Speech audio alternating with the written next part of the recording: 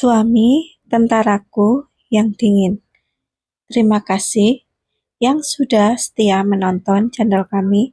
Semoga diberikan kesehatan serta kelancaran rezekinya. Hari ini, Halwa memulai hari yang baru. Di hari pertama bekerja, Halwa terlihat bersemangat. Salon, yang namanya tidak sama dengan salon di kota kelahirannya ini, sepertinya akan membawa suasana baru. Halwa segera bersiap. Dia tinggal di mes bersama Ratna. Ratna sebetulnya memiliki saudara di Jogja ini. Rencananya, ia akan pindah ke rumah kakaknya. Namun, masih harus menunggu, sebab rumah kakaknya dalam proses renovasi. Ratna dan Halwa sarapan pagi seadanya di dalam mes. Walaupun di dalam mes, ini ada peralatan dapur, seperti kompor gas, alat masak, piring, dan gelas sekedarnya. Akan tetapi, Halwa dan Ratna memutuskan tidak memasak dulu. Mereka membeli nasi pecel yang harganya terbilang murah. Setelah sarapan, Halwa dan Ratna segera bergegas menuju salon yang jaraknya dari mes hanya beberapa meter saja. Halwa bekerja dengan semangat dan rapi seperti biasanya. Meskipun dia sudah termasuk punya pengalaman yang banyak di berbagai bidang dalam salon ini, kinerjanya masih tetap diawasi oleh leader atau senior di salon ini. Namun, entah kenapa, sesekali Halwa meraba pelipisnya. Tiba-tiba saja dia merasa mual. Untungnya, rasa mual itu bisa dia atasi dengan mengunyah permen karet. Jam 4. Halwa pulang sama persis seperti di salon male dan female, jika tidak ada lembur. Halwa, aku mau mencari makan sekalian ke Malioboro. Apakah kamu mau juga? Ajak Ratna. Aku tidak, Rat. Titip saja boleh. Aku sepertinya agak kurang enak badan. Jadi, pulang mau langsung istirahat saja, sahut Ratna. Seraya memberikan selembar uang 50.000 pada Ratna. Beli apa nih uang segede ini? Tanya Ratna. Aku mau makan nasi gudeg sama camilan. Camilannya asinan saja kalau ada, ujar Halwa. Hari ini, Halwa rasanya ingin makan asinan yang ada kuahnya itu. Sebab, kalau tidak salah, di sekitar Malioboro ada kedai yang menjual asinan. Baiklah, kalau asinannya tidak ada, mau diganti pakai apa? Apa ya? Kalau tidak ada, cukup nasi gudeg saja. Makasih sebelumnya, Ratna pun mengangguk seraya bergegas pergi meninggalkan halaman salon. Setelah Ratna pergi, Halwa segera mengayun langkahnya menuju mes. Rasanya, ia ingin segera membaringkan tubuh karena merasa sangat lelah. Halwa merasa aneh. Tubuhnya kini mulai mudah lelah. Tidak seperti biasanya saat dia masih di kota kelahirannya. Mungkin faktor cuaca yang membuat Halwa merasakan perubahan pada tubuhnya. Dari daerah dingin langsung ke daerah panas. Tiba di dalam mes, Halwa langsung membaringkan tubuhnya di atas kasur busa yang hanya selapis di atas dipan. Namun, ketika tubuh itu terbaring, bayang-bayang cakar justru menari-nari di kepala. Halwa tentu saja tidak serta-merta bisa melupakan cakar, meskipun ia sudah berusaha melupakannya. Sebab, kebahagiaan cakar bukan ada padanya. Tidak mungkin Mas Cakar mempedulikan aku.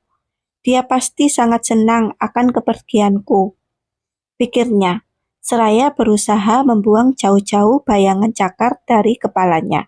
Ketika nama cakar mampu ia tepis dari kepalanya, kini bayang-bayang keluarga kecilnya serta dua mertuanya hadir dalam kepalanya. Halwa baru sadar bahwa kepergiannya akan menyisakan luka pada kedua keluarganya. Bagaimana keadaan ibu dan Helmi, kedua mertuaku juga, dan Aisyah? Aku sungguh merasa bersalah sama mereka. Apa yang harus aku lakukan? Mereka pasti marah dan khawatir dengan kepergianku. Sesalnya berurai air mata. Sampai seminggu kemudian, Halwa kembali diliputi rasa bersalah pada kedua keluarganya. Terlebih akhir-akhir ini, sering memimpikan Cakar juga ibunya yang terus menyebut-nyebut namanya di dalam mimpi. Mungkin hanya bunga tidur. Mas Cakar tidak mungkin ingat atau khawatir dengan keadaanku. Halwa menyangkal sendiri mimpi tentang Cakar. Baginya, mimpi Cakar hanya bunga tidur. Cakar tidak mungkin ingat, bahkan khawatir tentang dirinya. Halwa menggenggam HP-nya di tangan.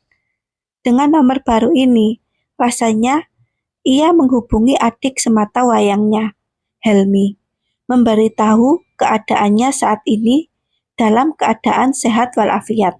Assalamualaikum. Halo Helmi, ini Mbak. Apa kabar kamu dan Ibu? Apakah baik-baik saja? Akhirnya, Halwa mencoba menghubungi Helmi dan berhasil Helmi angkat. Sesaat tidak ada jawaban dari Helmi. Mungkin Helmi sedang mencerna siapa yang menghubunginya. Mbak Halwa, kejut Helmi. Beberapa saat kemudian, kehadiran telepon dari Halwa membuat Helmi terdengar sangat bahagia. Dia begitu kegirangan, seraya terus-menerus menyebut nama Halwa saking tidak percayanya. Ya ampun Mbak, kenapa Mbak baru menghubungi? Sudah seminggu ini. Lalu Mbak saat ini berada di mana? Mbak di sana aman kan? Apakah Mbak tahu, di sini Ibu sangat sedih, sampai setiap hari melamun terus. Mas Cakar juga begitu menyesal setelah kepergian Mbak. Dia sampai mencari semua teman Mbak dan menanyakan Mbak pas mereka. Tapi hasilnya selalu nihil. Kak Cakar sekarang sedikit berubah. Dia kurusan dan kulitnya sedikit gelap. Mungkin saking sibuknya cari Mbak, tapi tidak berhasil. Keluarga Kak Cakar juga sibuk mencari info sana-sini, tapi nihil juga. Kasihan. Semua laporan Helmi dalam seketika membuat Halwa terpuruk dan merasa bersalah. Dengan kepergiannya, rupanya sudah membuat semua orang mencarinya dan sedih. Oh, ya Tuhan, mereka di sana mengkhawatirkan aku, tapi aku justru tidak peduli dengan perasaan mereka.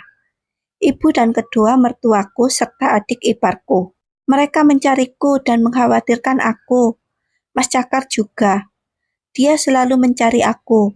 Tapi, tentu saja dia mencari aku hanya sekedar menutupi rasa bersalah pada keluarganya dan kepada ibuku. Bahkan ibu sempat sakit karena memikirkan Mbak.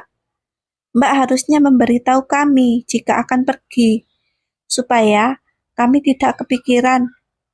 Lalu, berapa lama Mbak di sana?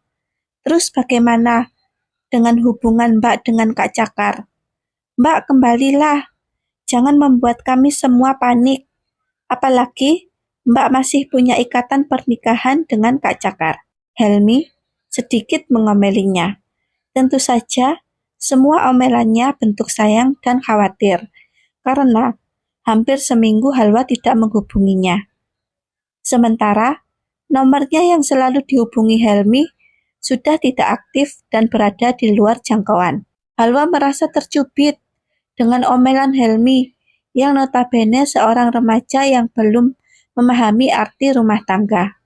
Tapi, begitu dalamnya Helmi menyampaikan betapa keluarganya saat ini begitu mengkhawatirkannya. Helmi, Mbak belum bisa pulang untuk saat ini. Mbak akan menenangkan pikiran dulu di sini sampai Mbak merasa tenang. Tapi, Mbak mohon, jangan sampai telepon Mbak bocor pada Mas Cakar. Tolong ya Hel, kamu saudara Mbak yang paling baik dan pengertian. Maka dari itu, jangan sampai keberadaan Mbak diketahui Mas Cakar. Kamu paham kan Hel? Tapi sampai kapan Mbak? Pertanyaan Helmi menggantung begitu saja tanpa jawaban. Halwa merasa sakit kepala jika harus mengingat keluarganya di sana. Sungguh, Halwa merasa bersalah dan menyesal karena keputusannya ini yang sama sekali tidak memikirkan dampak ke depannya. Hari berikutnya, Halwa masih pada pendiriannya. Dia belum mau menghubungi yang lainnya selain Helmi.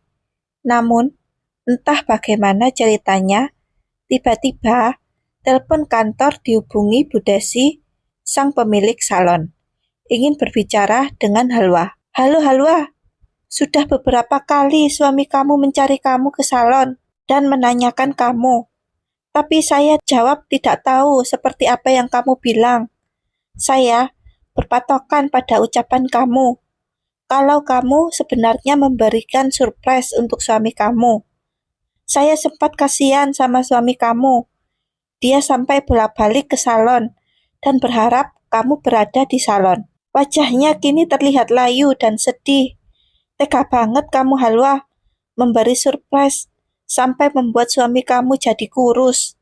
Jantung Halwa tiba-tiba berdebar hebat saat Bu Desi menyampaikan kabar terharu tentang Cakar. Ternyata Cakar sampai berkali-kali mencarinya ke salon. Aku belum yakin jika Mas Cakar sudah berubah dan mengkhawatirkan aku. Maafkan aku, Mas, karena aku belum yakin kalau kamu berubah. Karena aku tahu di hatimu hanya ada nama Mbak Sally dan perempuan-perempuan berseragam. Bersambung.